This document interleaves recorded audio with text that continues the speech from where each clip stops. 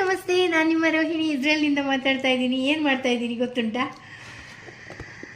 Apple chips ಮಾಡ್ತಾ ಇದ್ದೀನಿ. Apple cut ಮಾಡಿ ಚಿಪ್ಸಿಗೆ ನೋಡಿ ಈ ರೀತಿ ಕಟ್ ಮಾಡ್ಕೊಳ್ತಾ ಇದ್ದೀನಿ. ನೋಡಿ ಫಿಂಗರ್ ಆಗಿ ಬರುತ್ತೆ ನೋಡಿ, ಈ ರೀತಿ ಕಟ್ ಮಾಡ್ಕೊಳ್ತಾ ಇದ್ದೀನಿ.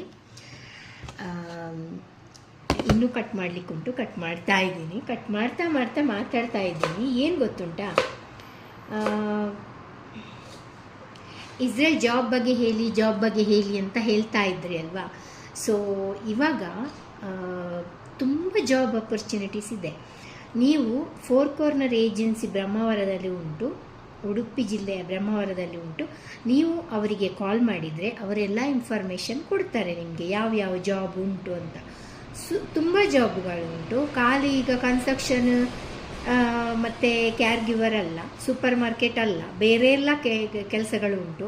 ನಿಮ್ಮದು ಇದು ಎಂತ ಹೇಳ್ತಾರೆ,